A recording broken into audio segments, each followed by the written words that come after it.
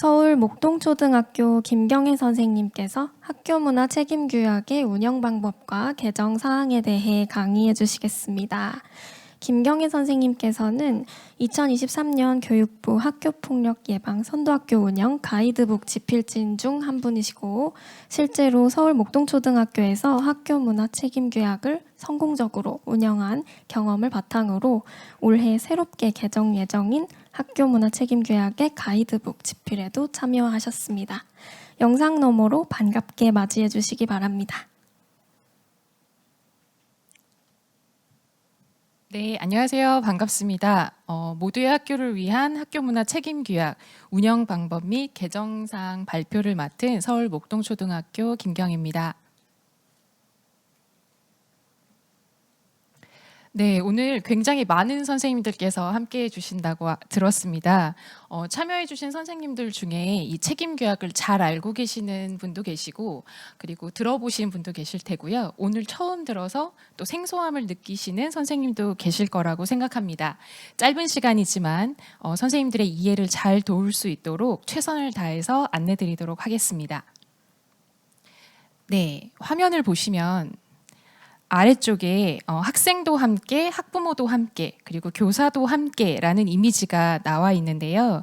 이 학교문화 책임규약은 이렇게 교육공동체가 함께 한다는 것에 의미가 있습니다. 그래서 이렇게 만들어 보았고요. 오늘 발표는 학교문화 책임규약이 무엇인지, 그리고 올해 초와 무엇이 바뀌었는지, 그리고 어떻게 운영하는지에 대해서 말씀드리고자 합니다.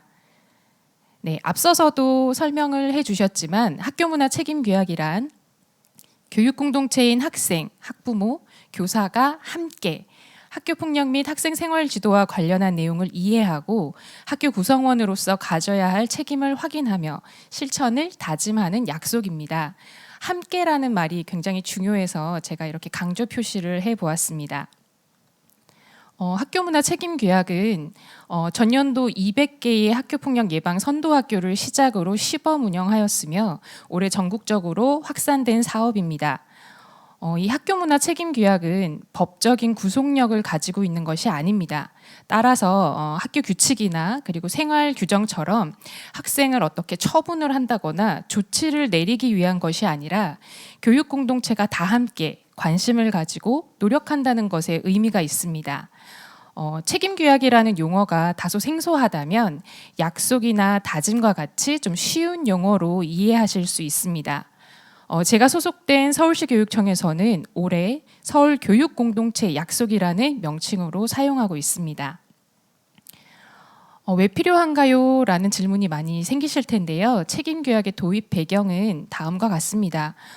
학교폭력이 좀 심각해지고 유형도 다양해지고 있고요. 그리고 전년도에 학생 생활지도 고시 등 이 변화하는 추세에 대해서 구성원들의 이해가 좀 필요하다는 요구, 그리고 학교 구성원 간 소통과 관심이 부족하고 책임의식과 신뢰관계가 회복되어야 한다라는 문제인식에서 도입이 되었습니다. 그래서 학교폭력과 생활지도에 있어서 교사 혼자만의 고민이나 노력이 아닌 학생과 함께, 학부모도 같이 이렇게 교육 공동체의 협력으로 해결하자는 이 모두의 학교를 만들고자 하는 취지에서 비롯되었습니다. 올해 처음 전국으로 확산된 책임규약에 대해서 현장에서 다양한 의견과 요구를 제시해 주셨는데요. 1학기 운영에 대한 현장의 목소리를 귀담아 듣고 반영하여 다음과 같이 바뀐 부분이 있습니다. 먼저 첫 번째로는 기존에 모두의 학교를 위한 학교문화 책임규약이라고 명칭을 통일했었는데요. 이제는 우리 학교의 약속, 교육공동체 다짐, 우리의 책임 등과 같이 용어를 자율적으로 선택하실 수 있습니다. 두 번째로는 기존의 책임규약서라는 문서 안에 반드시 이 필수 포함 내용을 넣어야 한다라고 안내가 되었다면 이제는 방금 전에 연구원님께서 말씀드렸던 것처럼 주요 내용이라고 명칭을 변경하고 문서에 담는 것이 아니라 교육 공동체 대상으로 안내 또는 교육으로 대체가 가능하다는 점으로 변경되었습니다. 마지막으로는 기존에는 문서에 교육 공동체 모두가 서명하는 규약 서명이 안내가 되었지만 이제는 문서에 서명하는 것뿐만 아니라 그것이 아니더라도 선포식이나 캠페인, 약속의 손도장 찍기 등 다양한 활동으로 운영할 수 있게 되었습니다. 그래서 1학기 동안 실제로 운영한 현장의 목소리를 반영하여 일부 이렇게 변경된 내용이 있다는 점 기억해 주시고요. 주요 내용은 총 7가지입니다. 화면에 보이는 것처럼 학교폭력 정의 및 유형, 가해 학생 조치사항, 학교장 긴급조치, 피해 신고 고발, 보복금지, 학교폭력 예방교육 이수 의무, 그리고 학생 생활지도의 이해 및 준수를 교육 공동체 대상이 잘 이해할 수 있도록 안내가 이루어져야 한다라는 것이고요. 가장 중요한 것은 바로 7번째, 모두의 학교를 위한 교육 공동체 구성원의 책임을 의견 수렴을 통해서 확정하는 것이 중요합니다. 그래서 대상과 수준에 따라서 눈높이에 맞춰서 안내할 수 있습니다. 교육 공동체 구성원의 책임을 이제 의견 수렴을 통해서 확정을 할 때에는 현장에서 좀 시행착오들이 많다라고 들었었는데요. 기억을 해주실 부분은 각각의 구성원이 다른 구성원들에게, 예를 들어 학생이 학교는 우리에게 이렇게 해주세요. 학부모들의 경우 선생님들은 우리에게 이렇게 해주세요. 교사의 경우 학생과 학부모님은 이렇게 해주세요. 와 같이 다른 구성원에게 책임을 요구하는 방식이 아닙니다. 교육 공동체 구성원의 책임에 대한 의견을 수렴할 때에는 다음과 같이 학생으로서 우리는 이렇게 하겠습니다. 학부모로서 우리는 이렇게 하겠습니다. 그리고 교사로서 우리는 이렇게 하겠습니다. 와 같이 학교 구성원으로서 나의 책임을 다짐하는 의견이 수렴되어야 한다는 점을 꼭 기억해 주시기 바랍니다. 책임규약 운영 단계는 간단하게만 소개해 드리고요. 일부 사례를, 저희 학교의 사례를 소개해 드릴 텐데 보다 구체적인 사례는 이후에 사례를 발표하는 강사님께 참고를 하시면 되겠습니다.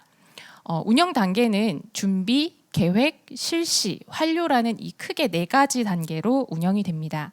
하나씩 살펴보시면 먼저 준비 단계에서는 교육 공동체의 공감대를 형성하는 것이 중요한데 가장 첫걸음은 교사들의 공감대를 형성하는 것이 중요하다라고 말씀드리고 싶습니다. 공감대를 형성할 때는 이 책임 규약의 목적이나 필요성이 무엇인지, 그리고 어떤 이유에서 도입이 되었는지를 좀 충분히 설명을 해주셔서 이런 일이 꼭 필요하구나, 책임 규약을 이런 필요성 때문에 필요하구나라는 생각을 만드는 것이 중요하고요. 이어서 학교의 특징과 여건 분석을 통해서 책임 규약을 운영하는 데 있어서의 시사점을 도출할 필요가 있습니다. 저희 학교 같은 경우에는 학생의 경우 전년도에 학교 폭력이나 아니면 생활지도와 관련한 사안 발생 특징을 좀 분석하였고요. 학부모님들의 경우에는 얼마나 학교 활동에 관심과 호응을 가지고 계시는지, 그리고 교사의 경우에는 학교가 운영하는 사업에 대해서 얼마만큼의 참여 의지를 가지고 있는지에 따라서 계획을 세우는 데 반영할 수 있었습니다. 두 번째 계획 단계에서는 단위 학교의 운영 계획을 수립하는데요. 여기 계획 속에는 주요 내용을 한번 확인하고 어떤 일부 업무 담당자 혼자서 이것을 끌고 가는 것이 아니라 어떻게 업무 지원을 효과적으로 할 수 있을지에 대한 계획을 넣었습니다. 그리고 나서는 운영 시기와 방법을 결정하는데요. 운영 시기에 있어서는 학기 초에 할지 아니면 특정 교육 주간에 할지 선택하실 수 있고, 의견 수렴에 있어서도 대면 방식으로 수렴할지 비대면 방식으로 수렴할지를 결정할 수 있습니다. 마지막으로 책임 규약의 결과 공유는 우리 학교는 선포식으로 할지 캠페인 방식으로 할지 아니면 또 다른 어떤 방법으로 할지에 대한 결정을 하는 단계가 바로 이 계획 단계입니다. 저희 학교 같은 경우에는 학생은 다음과 같은 방식으로 의견 수렴을 하자, 그리고 주요 내용을 안내하자라고 결정하였고요. 학부모의 경우, 교사의 경우 또 주요 내용을 어떤 방식으로 안내하고 의견 수렴을 어떻게 할 것인지에 대한 구체적인 계획을 다음과 같이 세웠습니다. 이때 이제 주요 내용은 이 빨갛게 줄이 그어져 있는 이 방식으로 안내하자라는 계획을 세웠고요. 상당히 다양한 그 학교 구성원들 대상으로 의견 수렴을 이루어져야 하기 때문에 교사 혼자서 이 업무를 하기에는 무리가 있습니다. 그래서 저희 학교 같은 경우에는 각각의 구성원의 특성에 따라서 업무를 지원하고 협조해 줄 선생님을 다음과 같이 계획하였습니다. 다음은 실시 단계인데요. 교육 공동체 구성원을 대상으로 이 책임 규약의 취지와 방향을 안내하는 것입니다. 그래서 이럴 때는 구성원별 특성에 맞게 진행을 하였고요. 의견 수렴에 있어서도 가장 효과적인 방법으로 교육 구성원 특성에 맞게 진행을 하였습니다. 예시를 보시면 우선 학생들을 대상으로 안내하고 의견 수렴을 했던 과정을 살짝 보여드리겠습니다. 학생들 대상으로는 주요 내용을 방송 교육을 실시하면서 안내하였고 대면으로 의견 수렴을 받을 예정이어서 학생용 의견서를 다음과 같이 쪽지 형식으로 제작하였습니다. 그리고 학기 초에 학교폭력 예방 캠페인을 할 때 이 의견 쪽지를 배부하였고 학교 건물마다 의견함을 설치해서 학생들이 좀 자유롭게 그리고 담임 선생님들은 좀 부담을 덜 실 수 있는 방향으로 이런 식으로 의견함에 학생 의견을 모았습니다. 그래서 이렇게 모인 의견은 학생 자치회와 연계해서 파일로 의견 정리를 하였고요. 그러고 나서 이제 학기 초마다 있는 임원 교육과 연계해서 이 학생들의 의견을 좀 정선하는 시간을 가졌습니다. 그리고 나서 예시 문장으로 정돈된 6개의 문장, 9개의 문장 중에서 가장 투표 수가 많은 문장으로 선정하여서 이렇게 전교생 투표를 거쳤습니다. 이런 식으로 해서 학생의 의견을 정리하였고요. 학부모 같은 경우에는 이제 학부모 총회를 활용한 주요 내용을 안내하였고 더불어서 학교 자체 알림이 서비스를 통해서 주요 내용을 함께 안내를 드렸습니다. 그리고 학부모 의견 수렴은 편의상 학교 자체 알림이 서비스를 활용하여 다음과 같이 문항을 제작해서 의견을 수렴하였는데요. 저희 학교 같은 경우는 이제 전교생이 1,500명 정도가 되는데 약 800건의 학부모 의견이 수합이 되었습니다. 이렇게 수합된 학부모 의견은 분기별로 있는 학부모 대의원의 협의를 통해서 확정하는 흐름으로 진행하였습니다. 마지막은 교사 의견 수렴인데요. 교사들을 대상으로 학교 메신저를 활용해서 주요 내용을 안내하고 의견 수렴 과정을 거쳤습니다. 교사들의 의견도 다음과 같이 굉장히 적극적으로 잘 참여를 해주셨습니다. 이렇게 수합된 교사 의견은 부장회의를 통해서 정선을 하였고 마지막은 학생과 마찬가지로 전 교직원 투표를 통해서 교사의 의견을 확정하였습니다. 이렇게 확정된 책임 규약은 이제 의견 정리와 구성원별 합의를 통해서 확정하는 방식이었고요. 결과 공유는 앞서서 그 규약서에 서명을 하는 것으로 한정되었다면 이제는 다양한 방법을 활용할 수 있다라고 말씀을 드렸죠. 그래서 선포식이라든지 서명 캠페인이라든지 이렇게 도장 찍기라든지 다양한 방법을 활용하실 수 있습니다. 저희 학교 같은 경우는 아래에 나와 있는 서명 캠페인 방식으로 결과 공유를 실시하였는데요. 그 사례를 잠깐 보여드리도록 하겠습니다.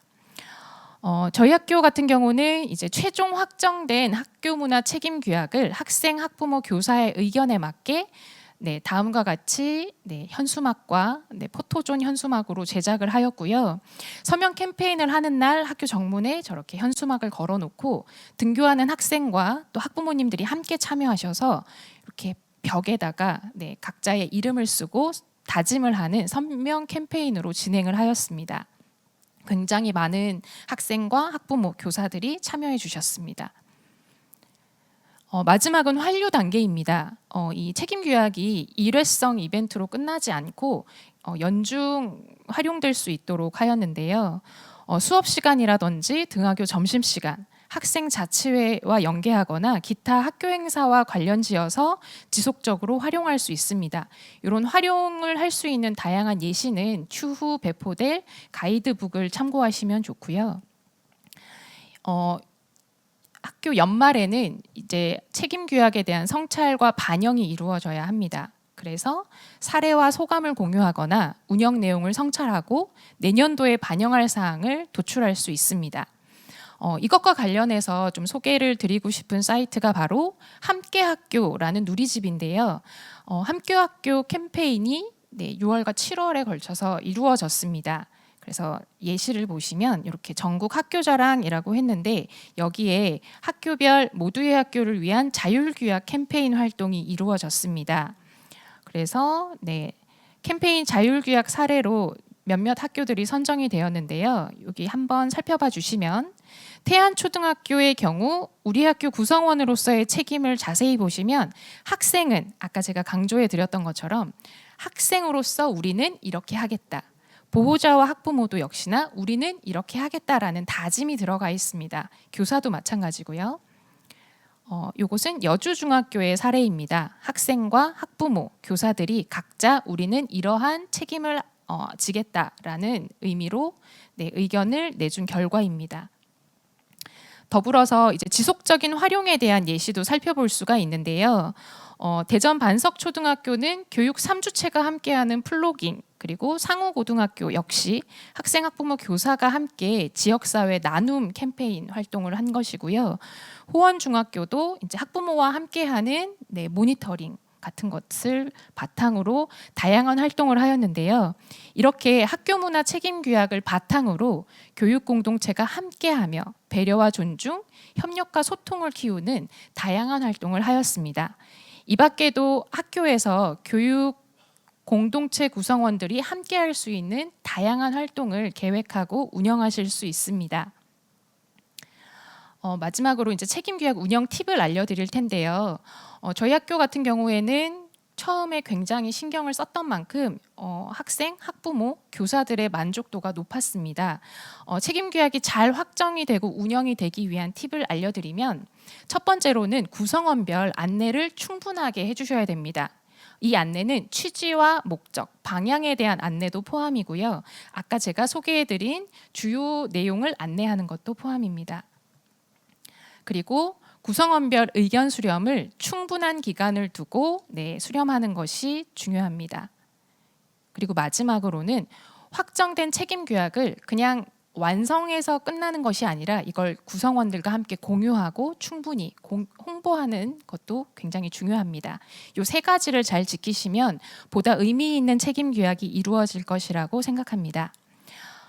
제가 이 발표를 위해서 참고한 자료는 추후 배포될 학교문화 책임규약 가이드북을 참고하였고요. 추후에 이게 배포가 된다면 선생님들께서 우리 학교에 활용할 수 있는 양식이라든지 아니면 지속적인 활용에 있어서 좋은 정보를 받으실 수 있습니다. 학생도 함께, 학부모도 함께, 그리고 교사도 함께, 교육 공동체가 모두 함께 소통하고 협력하는 모두의 학교를 응원합니다. 감사합니다.